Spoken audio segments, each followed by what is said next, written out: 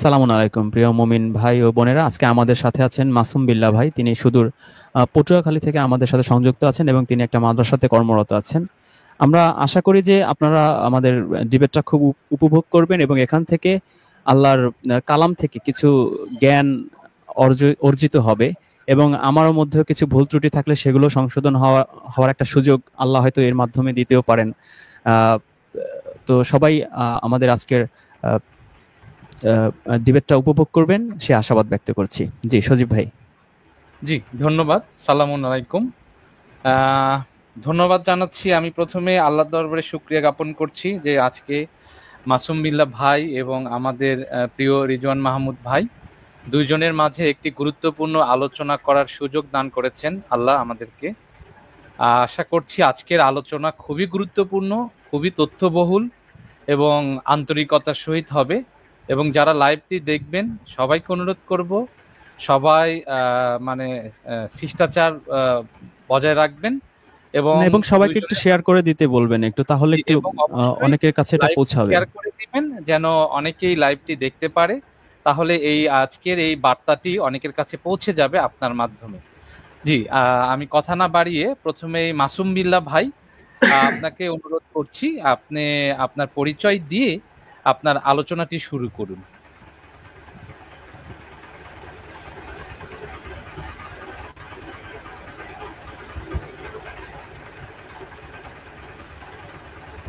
মাসুম বিল্লাহ ভাই, আপনি কি শুনতে পাচ্ছেন? জি, আমি শুনতে পাচ্ছি। জি ভাইজান, তো আপনার পরিচয়টি দিয়ে আপনি এরপর আলোচনা শুরু করুন। হ্যাঁ, আমার নাম মোহাম্মদ মাসুম বিল্লাহ। আমার ঠিকানা হচ্ছে আমি পটুয়াখালীতে থাকি। তাছাড়া আমি কোরআন এবং হাদিস সহ ফিকাহকে আমি বিশ্বাস করি এবং আমি আমার জীবনে পরিচালনা করি এই অনুযায়ী।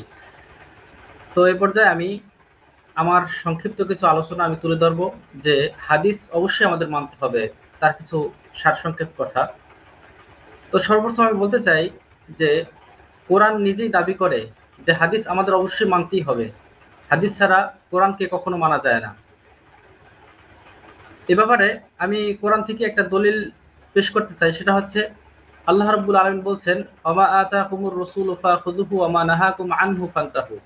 অর্থাৎ এই যে নবী প্রেরণ করেছি, সেই নবী তোমাদেরকে যা বলে, আমি আমার মতো করে আমি অর্থটা আপনাদের সহজ বোঝানোর জন্য সহজলভ্য ভাষায় বলতেছি। যে রসুল প্রেরণ করেছি সেই রসুল তোমাদেরকে যা বলে তোমরা সেটা নিজেদের ভিতরে ধারণ করো এবং যেটা থেকে নিষেধ করে সেটা থেকে তোমরা বিরত থাকো। এটা হচ্ছে আসল কথা। তো এই থেকে পাওয়া যায় যে আসলে মাসুম ভাই, সরি মাসুম ভাই, আমি মাপ চেয়ে নিচ্ছি। আমি আপনার এই আয়াতটা আমি স্ক্রিনে আনতে মানে আনতে পারছি আর কি, মানে তাহলে দর্শকদের বোঝাটাও একটু সুবিধা হবে। হ্যাঁ, অবশ্যই। সুপ্রিয় দর্শক, আমি আয়াতটা স্ক্রিনে নিয়ে এসেছি, সূরা হাশরের 7 নম্বর আয়াত, তাই তো মাসুম ভাই? জি,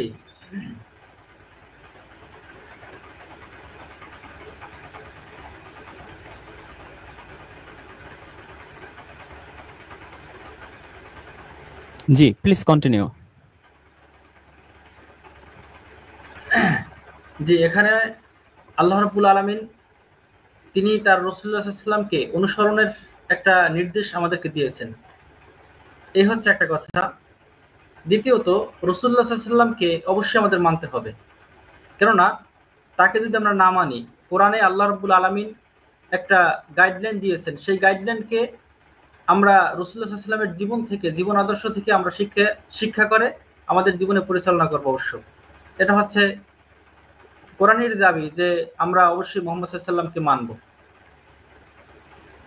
এরপরে আল্লাহ রাব্বুল আলামিন সূরা আল ইমরানে বলেছেন যে কুল ইন কুনতুম তুহিব্বুনাল্লাহা ফাত্তাবিউনি ইউহিব্বুকুমুল্লাহ ওয়া ইয়াগফির লাকুম যুনুবাকুম আল্লাহু গফুরুর রহিম। এছাড়াও আরো অনেকগুলো আয়াত রয়েছে, যেমন ইয়া আইয়ুহাল্লাযীনা আমানু আতিউল্লাহা ওয়া আতিউর রাসূলা ওয়া উলিল আমরি মিনকুম। অর্থাৎ যে তোমরা আল্লাহ এবং আল্লাহর রাসূলের অনুসরণ করো এবং তোমাদের মাঝে দায়িত্বশীলদের। তো সেক্ষেত্রে কোরআন থেকেই, মানে কোরআনের দাবি যে আমাদের অবশ্যই পবিত্র কোরআনকে আমাদের গাইডলাইন হিসাবে মানতে হবে এবং তার ব্যাখ্যা এবং তার বিস্তীর্ণ আলোচনা আমাদের বুঝতে হলে, আমাদের ধারণ করতে হলে অবশ্যই রাসূলুল্লাহ সাল্লাল্লাহু আলাইহি ওয়াসাল্লামের জীবন আদর্শের দিকে খেয়াল রেখে আমাদের চলতে হবে। এবং তার যে মুখ নিঃসৃত বাণী, হাদিস কোথা থেকে আসছে? হাদিস হচ্ছে যা রাসূলুল্লাহ সাল্লাল্লাহু আলাইহি ওয়াসাল্লামের নিজের মুখ নিঃসৃত বাণী, অথবা সাহাবায়ে কেরামের কোনো কর্ম যেটা সে দেখেছেন, কিন্তু যেটাকে আমরা মৌন সম্মতি বলে থাকি, অথবা রাসূলুল্লাহ সাল্লাল্লাহু আলাইহি ওয়াসাল্লাম তিনি নিজে তার জীবনে করেছেন, মুখে বলেছেন, এ সকলকে আমরা হাদিস হিসাবে ধারণ করি। এছাড়াও হাদিসের বিভিন্ন প্রকারভেদ আলেমগণ করে থাকেন। তো যাই হোক, এখন আমার যে কোরআন থেকে যে কথাটা আমার যে দাবি ছিল যে আল্লাহ রাব্বুল আলামিন যে বলেছেন যে তোমরা রাসূলুল্লাহ সাল্লাল্লাহু আলাইহি ওয়াসাল্লামের অনুসরণ করো, এক্ষেত্রে আমি মনে করি যে আমাদের রাসূলুল্লাহ সাল্লাল্লাহু আলাইহি ওয়াসাল্লামকে অবশ্যই অনুসরণ করতে হবে। তাকে অনুসরণ না করলে আমাদের কখনো কামিয়াব হওয়া যাবে না। এটা আমি খুবই গুরুত্বের সহিত মনে করি। তো এটা হচ্ছে আমার সর্বপ্রথি সার কথা। এই ব্যাপারে যদি রেজওয়ান ভাই কিছু বলে থাকেন তাহলে বলেন, আশা করি আমার এই আয়াতের ব্যাপারে।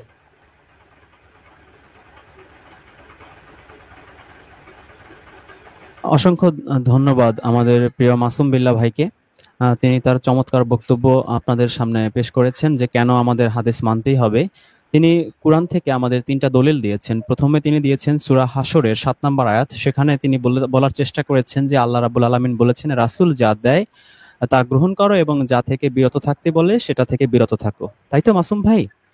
জি, আচ্ছা, এটা এই আয়াতের মাধ্যমে তিনি আমাদের বুঝিয়েছেন যে আমাদের যে আল্লাহ রাব্বুল আলামিনের এই আদেশ যে রাসূল যেই যা কিছু দেয় সেগুলো আমাদের গ্রহণ করতে হবে এবং যা কিছু থেকে আমাদের বিরত থাকতে বলে সেখান থেকে আমাদের বিরত থাকতে হবে।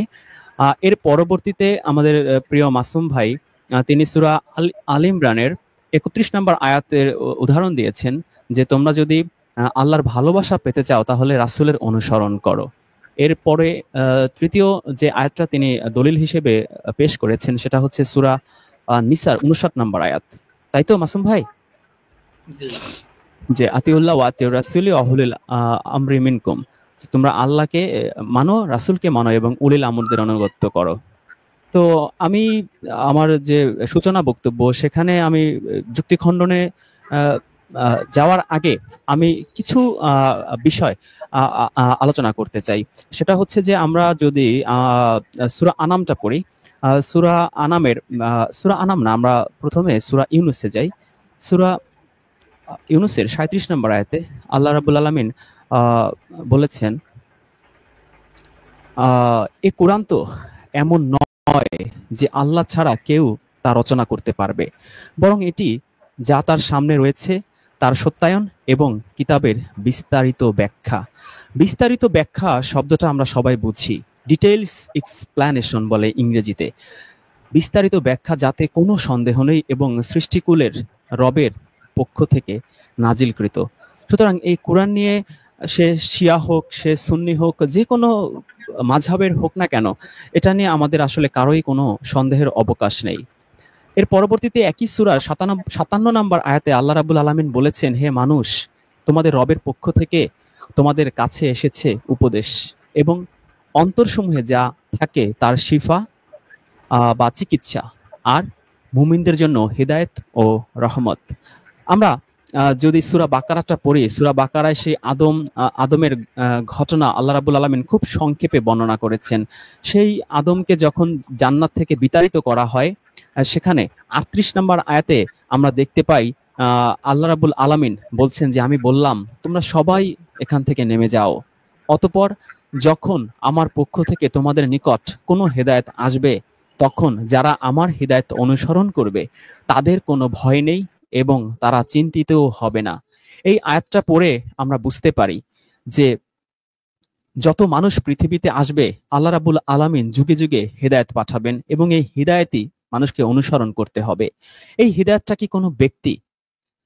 আমরা যদি একই সূরার 185 নম্বর আয়াতে যাই এবং এই হেদায়েত যে আল্লাহ পাঠাবেন বলেছেন, আমাদের জন্য কি পাঠিয়েছেন সেটা যদি আমরা একটু খোঁজার চেষ্টা করি, আমরা দেখব যে আল্লাহ বলছেন রমজান মাস যাতে কুরআন নাজিল করা হয়েছে মানুষের জন্য হেদায়েত স্বরূপ এবং হেদায়েতের সুস্পষ্ট নিদর্শনাবলী এবং সত্য মিথ্যার পার্থক্যকারী বা ফুরকান। সুতরাং সূরা বাকারার 38 নম্বর আয়াতে আল্লাহ রাব্বুল আলামিন আদমকে যেই হেদায়েতের কথা বলেছেন, যে এই হেদায়েত যদি আমরা অনুসরণ করি, পয়েন্ট টু বি নোটেড, অনুসরণের কথা আল্লাহ বলছেন, সেই হেদায়েত যদি আমরা অনুসরণ করি আমাদের কোনো ভয় নেই, আমাদের কোনো দুশ্চিন্তা নেই। এখন প্রশ্ন হচ্ছে, এর আগের হেদায়েতগুলো, সেটা আমার মনে হয় যে আমরা সবাই জানি, সূরা বাকারা প্রথম থেকে পড়লেই আমরা জানি যে এই কুরআন পূর্ববর্তী যতগুলো হেদায়েতের কিতাব এসেছে তার সত্যায়ন করে গিয়েছে। মানে সেগুলো সত্য, তার সিল মোহর বা তার সার্টিফাই আল্লাহ রাব্বুল আলামিন নিজেই করে দিচ্ছেন। সুতরাং সেগুলো অস্বীকার করার কোনো উপায় নেই। প্রত্যেকটা মুসলিম, সে শিয়া হোক, সুন্নি হোক, আহলে হাদিস হোক, সে কিন্তু এটা বিশ্বাস করে যে তাওরাত, ইনজিল, যা কিছু কিতাব আল্লাহ পাঠিয়েছেন, সূরা আলায় আমরা যেমন পড়ি, সুফি ইব্রাহিম ও মুসা, মুসার কাছে যে সুফি বা যে কিতাব পাঠানো হয়েছিল, ইব্রাহিম নবীর কাছে যে কিতাব পাঠানো হয়েছিল, সকল কিতাবই আমরা মুসলিম হিসেবে বিশ্বাস করি। কিন্তু সর্বশেষ আমরা যেহেতু কুরআন এর পরবর্তীতে আমাদেরকে আল্লাহ পাঠিয়েছেন, সুতরাং কুরআনই আমাদের জন্য যথেষ্ট। সূরা আনকাবুতের 51 নম্বর আয়াতে আল্লাহ এই কথাটাই বলেছেন যে কুরআন কি তাদের জন্য যথেষ্ট নয়। যদিও কথাটা সরাসরি আমাদের বলেননি, তখনকার সময় যারা জীবিত ছিলেন, তখনকার মুশরিক, ইহুদি, খ্রিস্টান, আপনি বলতে পারেন এভরি ওয়ানকে ইন্ডিকেট করে বলা হয়েছে। সুতরাং এভরি ওয়ানের মধ্যে তো আমরাই, কারণ সকলের জন্য এই কুরআন। কুরআন শুধু হিন্দু, বৌদ্ধ, মুসলিম, শিয়া, সুন্নির জন্য না, এই পৃথিবীর সমগ্র মানুষের জন্য এই কুরআনটাকে নাজিল করা হয়েছে। আমরা এই বাকারারই এই আয়াতটাতেই আমরা যদি দেখি, আমরা দেখব লিন নাস শব্দটা আছে, মানে পুরো পৃথিবীর সকল মানুষের জন্য আল্লাহ এই কুরআনকে হেদায়েত হিসেবে নাজিল করেছেন। একই সাথে এটা হচ্ছে সত্য মিথ্যার পার্থক্যকারী। তাওরাতের মধ্যে, ইনজিলের মধ্যে, জাবুরের মধ্যে, বেদের মধ্যে, বা যারা যারা দাবি করে যে তাদের কিতাবগুলো হচ্ছে সৃষ্টিকর্তা প্রদত্ত, তার মধ্যে কি কি সত্য আর কি কি মিথ্যা তার যাচাই করার কোষ্টি পাথর বা ফুরকান হচ্ছে এই কুরআনই। কেউ যদি বেদ এনে বলে এটা আল্লাহর বাণী বা সৃষ্টিকর্তার বাণী বা ব্রহ্মার বাণী, আমরা এই কুরআন থেকে যাচাই করে দেখব, যা যা কিছু তার সাথে মিলে যাবে আমরা বলবো ঠিক আছে, এতটুকু হতে পারে, আর যা মিলবে না তা আমরা কখনো একসেপ্ট করব না। ইভেন তাওরাত, ইনজিল সবকিছুর ক্ষেত্রে একই কথা প্রযোজ্য। তাহলে প্রশ্ন উঠছে, এই কুরআনের যখন লিপিবদ্ধ হয় তার প্রায় 150-200 বছর পরে আমরা জানি যে বুখারী বা তিরমিজি বা অন্যান্য সকল কিতাবগুলো লিপিবদ্ধ হয়েছে, সেগুলো কি আল্লাহ সত্যায়ন করেছেন বা সেগুলো কি আল্লাহ হেদায়েত স্বরূপ দিয়েছেন? আর যদি সেগুলো না দিয়ে থাকেন এক কথা, আর যদি কেউ দাবি করে না সেগুলোও হেদায়েত, তাহলেও সেগুলোর মধ্যে কি কি সত্য বা মিথ্যা আছে, জাল বা জয়ীফ আছে, সেগুলো প্রমাণ করার কোষ্টি পাথর অবশ্যই আমাদের কাছে এই ফুরকান, এই কুরআন, সত্য মিথ্যার পার্থক্যকারী। আমি আশা করি আমার এই কথাটার সাথে আমাদের মাসুম ভাই একমত হবেন যে যে কোনো হাদিস বা যে কোনো কিছু, সেটা সত্য না মিথ্যা, জাল না জয়ীফ, তা প্রমাণ করার সবচেয়ে কুরআন সম্মত উপায় হচ্ছে এই কুরআন দিয়ে যাচাই করা। কুরআনের সাথে যদি সেটা খাপ খায়, একসেপ্ট করার যেতে পারে, তবে যদি খাপ না খায়, সেটা যতই রাবি হোক, যতই বড় বড় আলেম ওলামারা দাবি করুক না কেন এটা সহি বা সব পারফেক্ট চেইন থেকে এসেছে, সেটা সত্য বলে ধরে নেওয়ার কোনো সুযোগ আমাদের অন্তত নেই। এখন হাদিস শব্দটা আমাদের খুব বহুল প্রচলিত একটা শব্দ। কুরআনের সাথে হাদিস আমরা মিলিয়ে ফেলেছি। এ কারণে হাদিস শব্দটা কুরআনে আছে কিনা সেটাও আমাদের একটু জানা দরকার।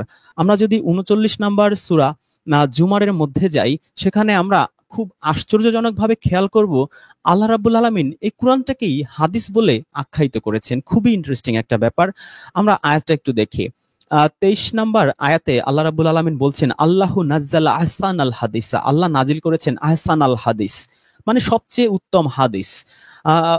কিতাবান মুতাশাবিহা, এই মুতাশাবিহা শব্দটা আমরা সূরা আল ইমরানেও পাই। সেখানে যদিও এই মুতাশাবিহার অর্থ অনুবাদকারীরা লিখেছেন রূপক আয়াত, কিন্তু আমরা এখানে স্পষ্ট দেখতে পাচ্ছি যে মুতাশাবিহা অর্থ হচ্ছে সুসামঞ্জস্যপূর্ণ।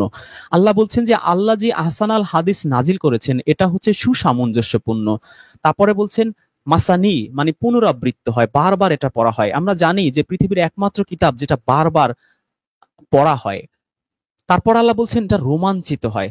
মানুষ যদি এই কিতাব পড়ে, আমরা এটার সত্যতা আমরা দেখতে পাই এই আয়াতে, যে পৃথিবীর বহু বিধর্মী, বহু নাস্তিক, বহু ইহুদি, বহু খ্রিস্টান, বহু বৌদ্ধ, বহু হিন্দু এই কুরআন পড়ে ইসলামের পথে চলে এসেছে। অনেকে আছে কুরআনের ভুল ধরতে গিয়েও ইসলামের পথে চলে আসে। তারপরও খুব অজ্ঞাত কারণে যখনই একটা মানুষ এই কুরআন পড়ে মুসলিম হয়, ইসলামের পথে আসে, তারপর আমরা তাকে বলি না না না, তুমি এই কোরআন পড়লে হবে না, এই কোরআন পড়লে তুমি পথভ্রষ্ট হয়ে যাবে, তুমি আহলে কোরআন হয়ে গেছো। অথচ ওই বেচারা এই কোরআনটা পড়েই কিন্তু হেদায়েতের আলোতে উদ্ভাসিত হয়েছিল। তারপর যখন সে মুসলিম হয়, তার উপর আমরা 10, 20, 30, 40 লক্ষ হাদিস চাপিয়ে দেই এবং বলি এই হাদিসগুলো যদি তুমি না মানো তুমি বুঝতেই পারবে না। অথচ সেই বেচারা কিন্তু কোরআনটা বুঝেই ইসলাম ধর্মটাকে গ্রহণ করেছিল। গ্রহণ করার পর সেই বেচারাকে আহলে কোরআন ট্যাগ দিয়ে, অনেক সময় কাফের ট্যাগ দিয়ে হত্যা করার ফতোয়াও জারি করে আমাদের দেশে আমরা সেগুলো দেখতে পাই। যাই হোক, এই দুঃখের বা করুণ কাহিনীর দিকে আমরা না গিয়ে আমরা একটু সামনে আগাই। আল্লাহ বলছেন যে আল্লাহ নাজিল করেছেন এই আহসান আল হাদিস, সাদৃশ্যপূর্ণ একটি কিতাব। ব্রাকেটে অনুবাদকারীরাই লিখেছেন এটা হচ্ছে আল কুরআন। তার মানে আল কুরআনকেই আল্লাহ আহসান আল হাদিস বা উত্তম হাদিস বলে দাবি করছেন, যা বারবার আবৃত্তি করা হয়। যারা তাদের রবকে ভয় করে তাদের গা এতে শিহরিত হয়। সুতরাং এই কোরআন পড়লে আপনার গা অবশ্যই শিহরিত হবে, আপনার শরীর শিহরিত হবে। অন্য কোনো কিতাব পৃথিবীর বুকে আবিষ্কৃত হয়নি যা পড়লে আপনার শরীর শিহরিত হবে। তারপর তাদের দেহ ও মন আল্লাহর স্মরণে বিনম্র হয়ে যায়। এটা আল্লাহর হিদায়েত, তিনি যাকে চান তাকে এর দ্বারা হিদায়েত দান করেন। এখন প্রশ্ন হচ্ছে, এই যে আল্লাহ রাব্বুল আলামিন বললেন আহসান আল হাদিস এই কোরআনকে, তাহলে অন্যান্য হাদিস আমরা কি করব? আল্লাহ রাব্বুল আলামিন তার জবাব দিচ্ছেন সূরা জাসিয়ার 6 নম্বর আয়াতে। আল্লাহ বলছেন তিলকা আয়াতুল্লাহি, এগুলো হচ্ছে আল্লাহর আয়াত, নাতলুহা যেগুলো তেলাওয়াত করা হয়, আবৃত্তি করা হয়, আলাইকা তোমার কাছে, বিল হাক্কি সঠিকভাবে, যথাযথভাবে, পারফেক্টলি, ফাবি আই হাদিসি, সুতরাং কোন হাদিস, বাদাল্লাহি এর পরে, আল্লাহর পরে, আল্লাহর কিসের পরে? আল্লাহ পরেই বলছেন যে অ আয়াতিহি, আল্লাহর আয়াতের পরে, ইউমিনুন তোমরা বিশ্বাস করবে।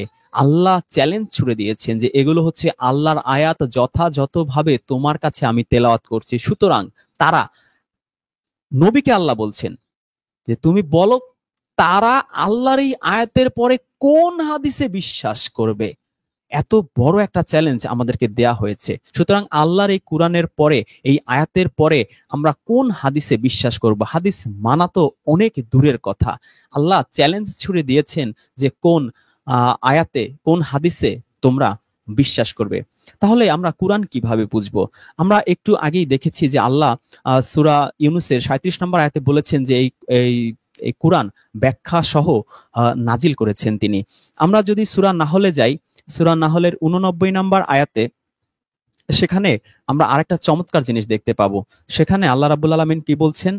সেখানে বলছেন যে আর স্মরণ করো যেদিন আমি প্রত্যেক উম্মতের কাছে তাদের থেকেই তাদের বিরুদ্ধে একজন সাক্ষী উদ্ধৃত করবে এবং তোমাকে তাদের উপর সাক্ষী রূপে হাজির করব। আর আমি তোমার উপর কিতাব নাজিল করেছি প্রতিটি বিষয়ের স্পষ্ট ব্যাখ্যা স্বরূপ। আল্লাহ বলছেন এই কিতাব নাজিল করেছেন, এটা হচ্ছে প্রতিটি বিষয়ের স্পষ্ট ব্যাখ্যা। তাইসিরুল কোরআন অনুবাদ করেছে প্রত্যেকটি বিষয়ের সুস্পষ্ট ব্যাখ্যা। মুজিবুর রহমান অনুবাদ করেছেন প্রত্যেক বিষয়ের স্পষ্ট ব্যাখ্যা স্বরূপ। আর কি হেদায়েত, আর কি দয়া, রহমত, আর কি সুসংবাদ। এই কোরআনে আপনি হেদায়েত পাবেন, দয়া পাবেন, রহমত পাবেন। আমরা এই সূরা ইউনূসের 57 আয়াতে দেখেছি আমাদের অন্তরের রোগের চিকিৎসা পর্যন্ত আল্লাহ রাব্বুল আলামিন এই কোরআনের মধ্যেই দিয়ে দিয়েছেন। আমরা যদি সূরা ফুরকান পড়ি, সূরা ফুরকানের 33 নম্বর আয়াতে আল্লাহ রাব্বুল আলামিন আরেকটা দাবি করছেন। আমরা মুসলিম হিসেবে অবশ্যই আল্লাহ রাব্বুল আলামিনের এই দাবিটা মেনে নিতে বাধ্য।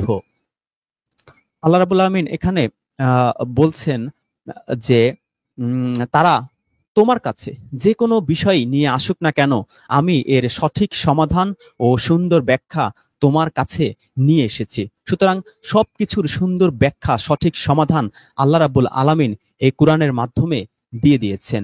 এখন প্রশ্ন হচ্ছে, আমরা তাহলে আল্লাহ রাসূল যে বিভিন্ন বলা হয় যে মাসলা, মাসাইল, বিচার, ফয়সালা যা কিছু দিয়েছেন, এগুলো আল্লাহ রাসূল তো সে যার মাধ্যমে দিয়েছেন সেগুলো তো হাদিস, এইভাবেও দাবি করা হয়ে থাকে। কিন্তু আল্লাহ রাসূল কি আসলে মন গড়া কোনো কিছুর মাধ্যমে কোনো মাসলা, মাসাইল বা কোনো সালিসি বা কোনো বিচার বা কোনো ফয়সালা দিয়েছেন কিনা, না সেটা আমাদের একটু খুব কোরআন থেকেই দেখা দরকার।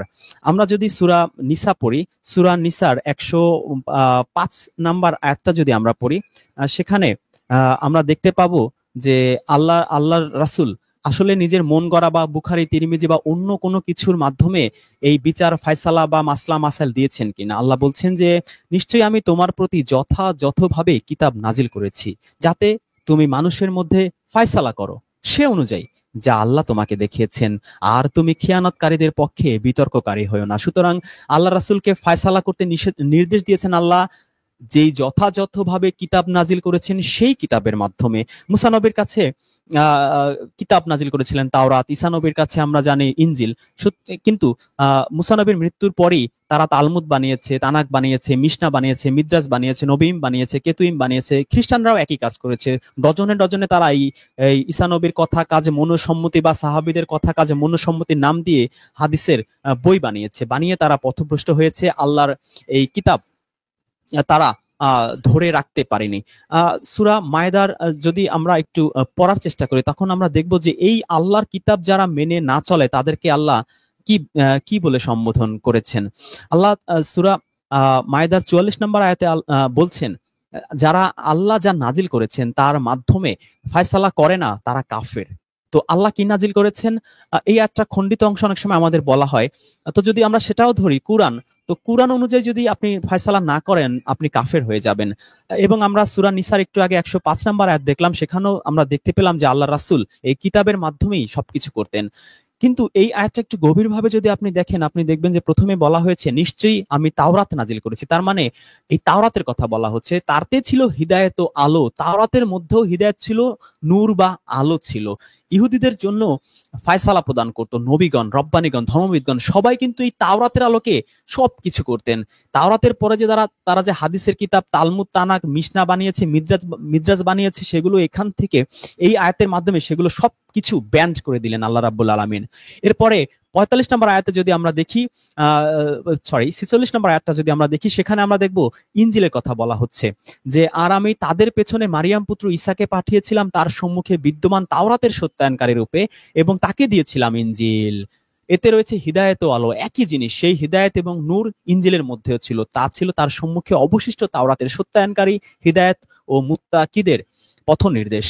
৪৭ নম্বর আয়াতে আল্লাহ বলছেন ইনজিলের অনুসারীগণ তাতে আল্লাহ যা নাজিল করেছেন তার মাধ্যমে যেন ফায়সালা করে, আর আল্লাহ যা নাজিল করেছেন তার মাধ্যমে যারা ফায়সালা করে না তারা ফাসিক।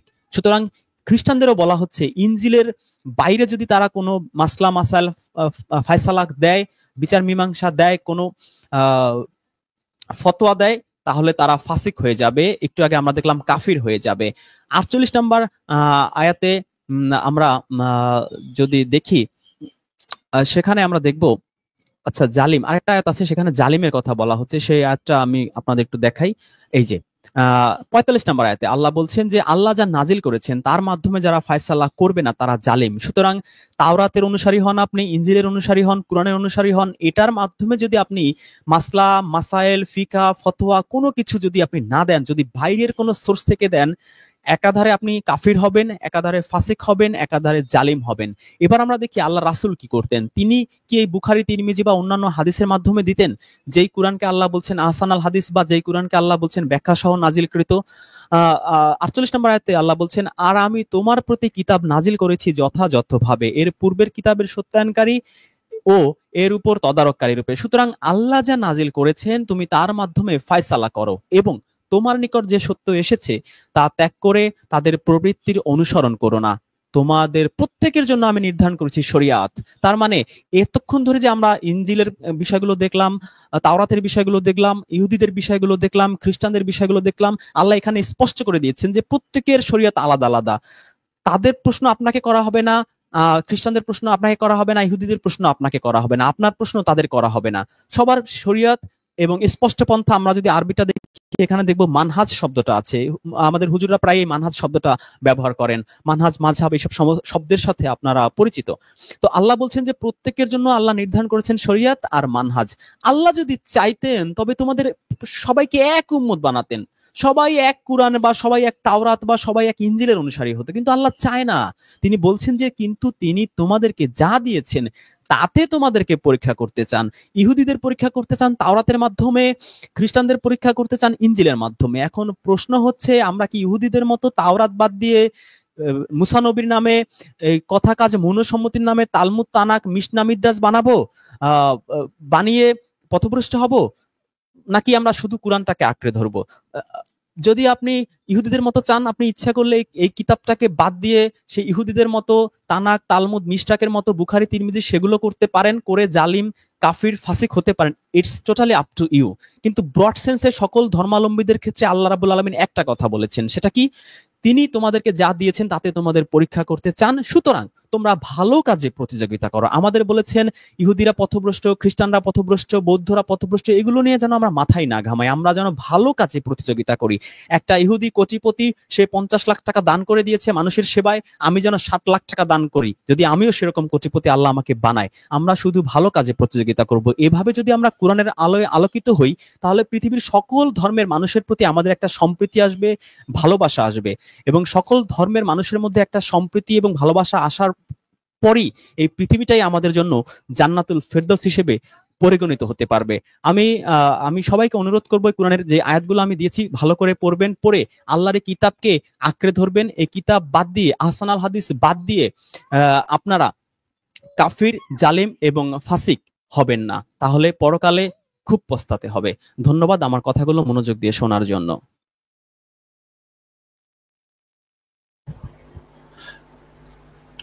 জি, ধন্যবাদ ভাইজান আপনাকে। কিন্তু আমাদের হ্যালো অপর আলোচক, হ্যালো, জি শুনতে পাচ্ছেন রেজন ভাই? আমার কথা কি শোনা যায়নি এতক্ষণ? হ্যাঁ, আপনার কথা তো স্পষ্টই শোনা গিয়েছে। আচ্ছা, মাসুম বিল্লাহ ভাই ডিসকানেক্ট হয়ে গেছেন। হ্যাঁ, উনি অনেক আগে থেকেই, প্রায় শুরু থেকে, আপনি কথা বলার প্রায় 1 মিনিট পর থেকেই উনি ডিসকানেক্ট হয়ে গিয়েছেন। ওনার কি নেট প্রবলেম নাকি স্বেচ্ছায় উনি প্রস্থান করলেন বুঝতে পারছি না। তবে আলহামদুলিল্লাহ, আপনি খুব সুন্দর আলোচনা করেছেন। সূরা নাহলের 89 নম্বর আয়াত, ফোরকানের 13, নিসার 105, মায়েদার 44, 45, 48 থেকে আপনি যেভাবে চোখে আঙ্গুল দিয়ে দেখিয়ে দিলেন, এরপরে আমার মনে হয় না যে ওনার প্রশ্নের আর কোনো অবকাশ রয়েছে। যদিও উনি সূরা হাসরের 7 নাম্বার না, আমি আয়াতটা সেগুলো শুরু না, করেছেন। আমি সেগুলো আমি যুক্তি খণ্ডন পর্বের জন্য রেখে দিচ্ছি ভাইয়া। জি জি জি আমি জি, ইচ্ছে হ্যাঁ। করি আমি ওইদিকে টাচ করি না, তাহলে যুক্তি খণ্ডনে এখন আমি কি বলবো, বুঝছেন? উনি তো থাকা দরকার ছিল। উনি যে যতটুকু না, ওনার হয়তো আলোকপাত বিদ্যুতে করেছেন, কোনো প্রবলেম হতে পারে। হতে পারে। হ্যাঁ, এরকমও হতে পারে। তবে অসংখ্য ধন্যবাদ আপনাকে। আমি আমার ব্যক্তিগতভাবে জানাচ্ছি হ্যাঁ, যে আপনি সেটাই খুব সেটাই লিখছেন ভাই, বিদ্যুৎ তো চলে গেছে। পরিষ্কারভাবে, খুব সুন্দর করে আপনি আয়াত টু আয়াত বুঝিয়ে দিয়েছেন। বিশেষ করে সূরা মায়েদাতে আপনি যা বুঝিয়েছেন, এরপরে আমার মনে হয় না যে আর কারো এটা নিয়ে বিভ্রান্তি থাকার কথা।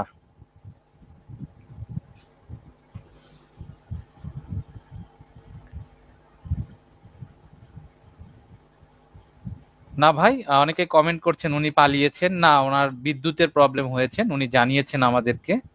আমরা না জেনে আগেই একটা কমেন্ট না করি, এতে বেচারা আহত হবেন। না, উনি ভালো মানুষ, আমার সাথে কথা বলে আমার ওনাকে হ্যাঁ, যথেষ্ট ভদ্র মানুষ মনে হয়েছে। উনি না, আমরা এই ধরনের কমেন্ট না করি ভাই। হুজুর পালায়নি, উনি বিদ্যুতের সমস্যার কারণে উনি ডিসকানেক্ট হয়ে গিয়েছেন। যদি সম্ভব হয় উনি আবার হয়তো যুক্ত হবেন আমাদের সঙ্গে। না, আমি সজীব ভাই কালকের যে বাহাসের পরে আপনি ওই যে আমি ওই ভিডিওগুলো